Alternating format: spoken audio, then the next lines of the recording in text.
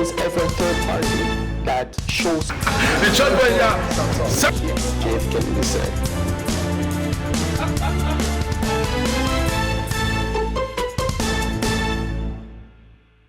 Hello, viewers. I am glad to welcome you to Talk Your Own. Today is a beautiful day, and I'm sure beauty is all around you. I am Ukela Prince, and on this very day, I will be having a very special guest that is with me right in the studio, and we'll be discussing something on the hospitality business. You know, this is a business and industry that has brought fun, has brought relaxation, and has brought joy to people. And we want to delve a little bit into it. And we have someone who is a professional in this industry. And it's my honor to bring to you today on Talk Your Own, our own esteemed Chief Kola Benson Majekudomi. Chief, it's nice having you in the studio. Thank you. You are looking good. Thanks a lot. Thank you. Oh my goodness. Looking good is good business. So they say. Thank you. All right. So Chief Kola Benson Majekudomi is the owner, is the president of the Teju Service Apartments. And this is a resort that is located at the Presidential Hilltop at Abeokuta in Ogun State in Nigeria. Wow. I went through the documentary that was made over this over Teju Service Apartment, and that was just amazing. I saw the great work that you are doing over there in Abeokuta, and I was like, wow. So we have such a resort in Abeokuta, close to former President Olusegun Obasanjo. Oh my goodness me. So how are you doing, sir? Very good. My Very goodness me. That's nice. That's nice. Very good. So let's tell us, let's have a little peep into this. Okay, let me start by, tell me about your personal journey in this hospitality industry. What inspired you to open, such a beautiful resort? I've always delved into different aspects of businesses. I had, like you can see, I'm not growing any younger. I'm at my, you're looking young. Yeah, I thank Maybe God. it's not reflecting your age. I thank God for the grace. I thank God for the grace. My goodness, man. I've always been in business after my banking career with Chase Manhattan Bank of New York. Spent a number of years in Chase, Nigeria. I came back to Canada in 1988 to work for Chase Canada, and then from Chase Canada, and then got into Royal Bank of Canada. I was a manager with Royal Bank of Canada for 6 years. Wow. And from there, I had a finance company right here in Toronto, and from there, got into the information technology, which really got me back to Nigeria. I had an information technology company there, ranging from computers, networking, and software, and name it, in information technology. I also brought into a new project in here, which was a new invention by a guy named Leo Ozzy in Toronto. And I bought into the project, and I told him I was going to be the first to take it to entire Africa, which was toner cartridges. The remanufacturing of toner cartridges used in laser printers, photocopiers, and all microfilm products. All those microfilm products you're looking at. Yes.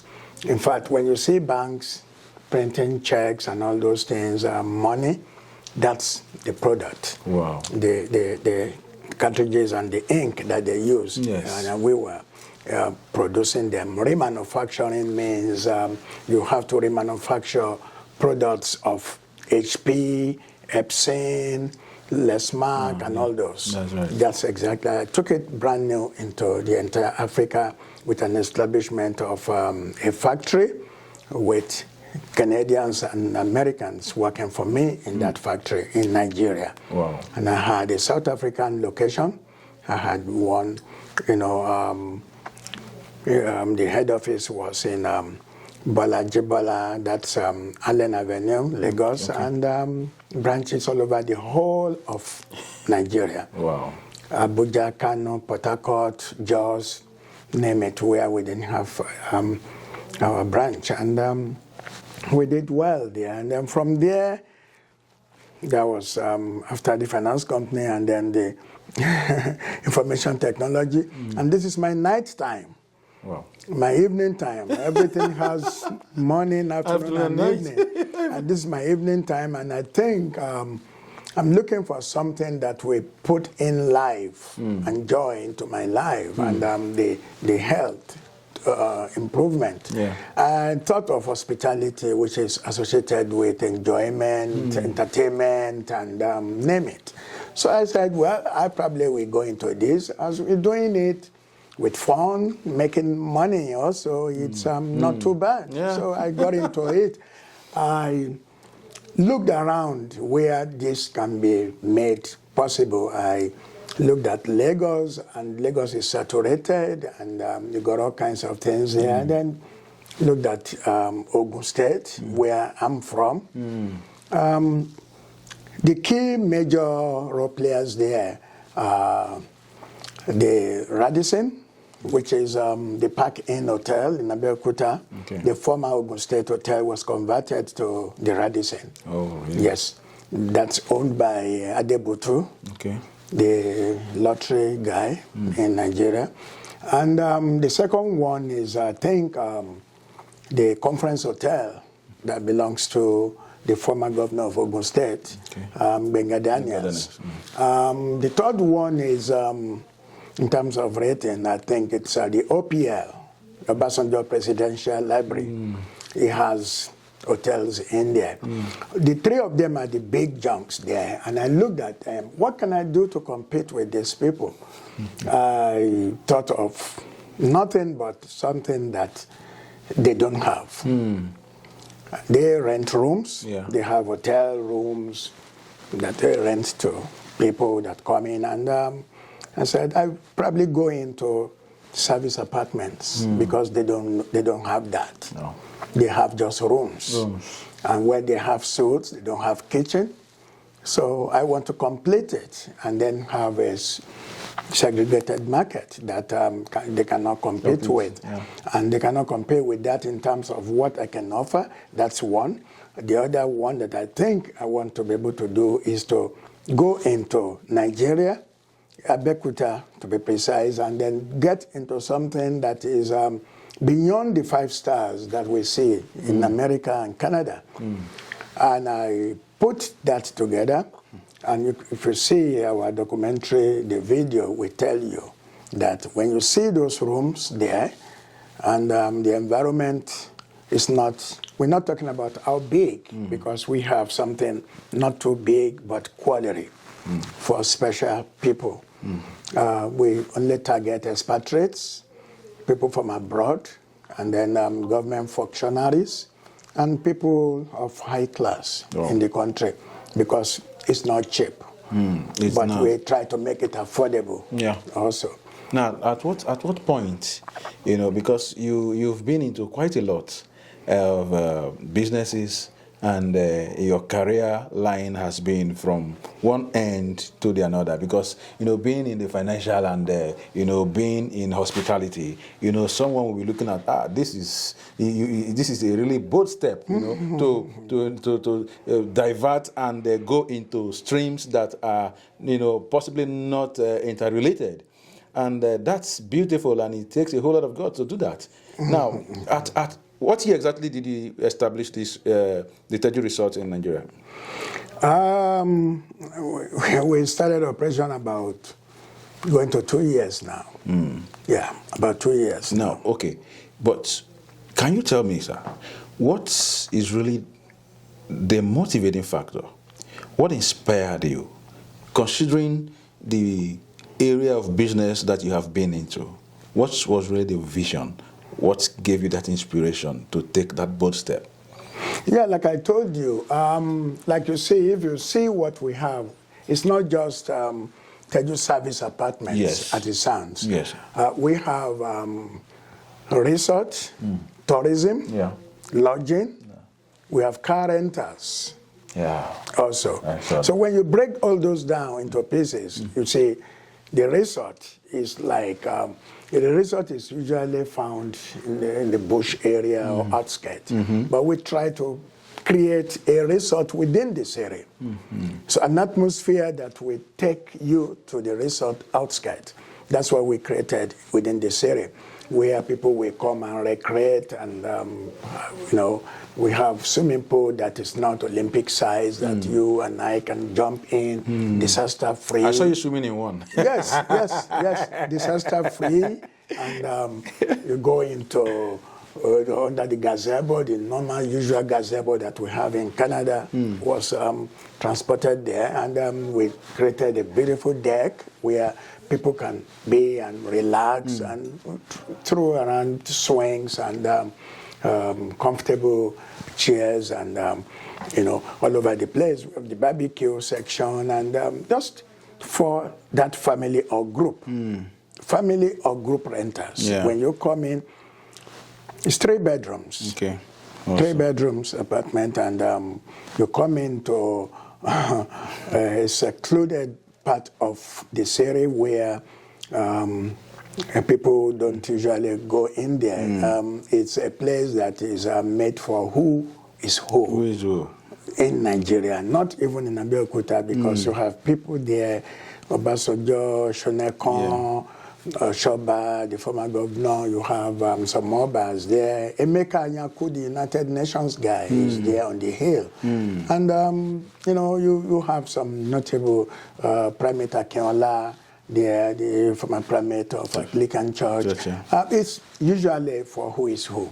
So I got a place there and put up this to allow comfortable people who don't want to see themselves with just anybody to come in there and recreate. Okay, you've talked a little bit on your unique selling points, but I wouldn't mind if you just threw a little emphasis on that. Then what has been your sustainability initiatives, and also the guest experience from onset to date? Yes, we have, you see, usually, like I told you, we target the expatriates and the people who are used to the kind of comfort we created there.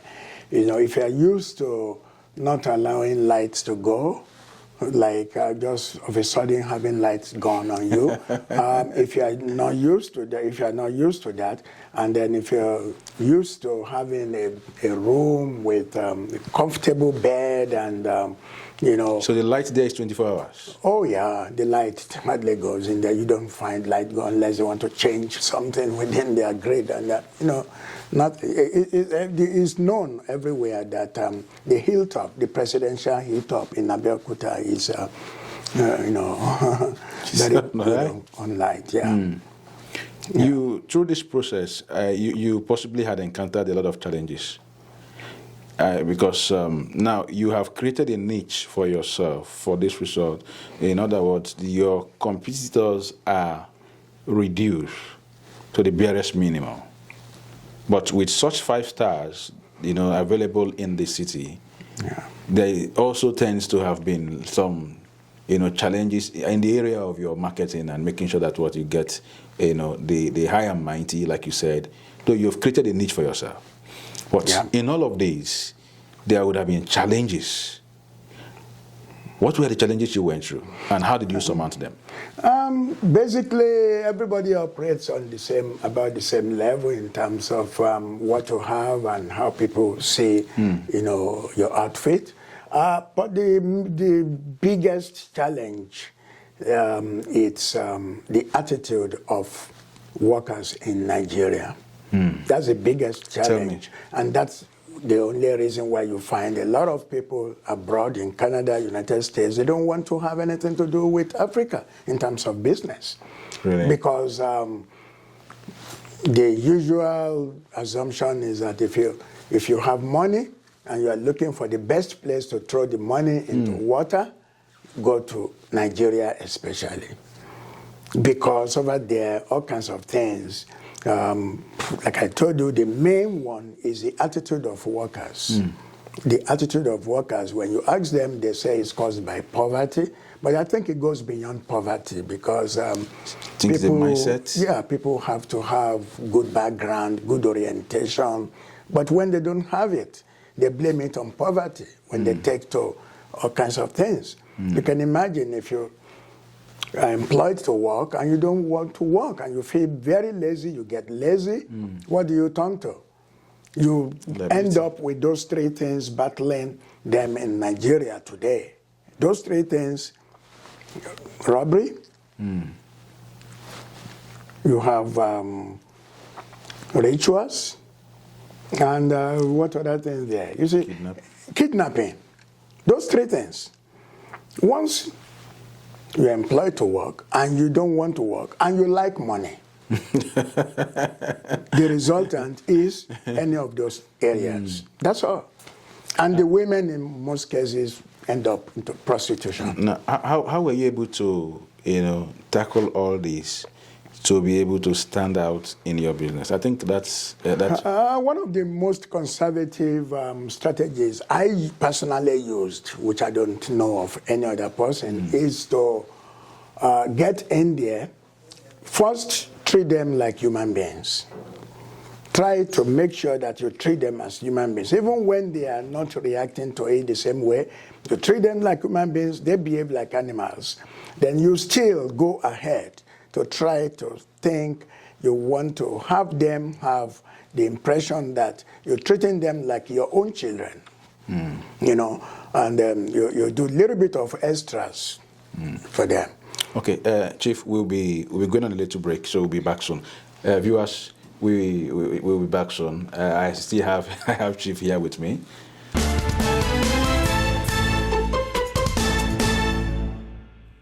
Coming up next, what do you think should be the Your best Own? minimum wage for Nigeria? The minimum wage. Because you represent the private sector, which is the third party I was trying to talk about. Yes. If you have in the market, Yes. as high as they could be, is the same reason why you are advocating for the minimum wage to be higher with the workers.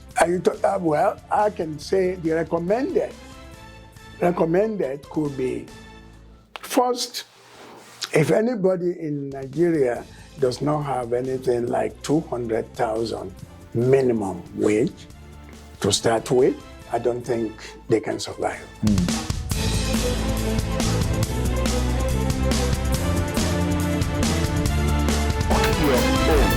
If there is ever a third party that shows The church boy, yeah. JFK said.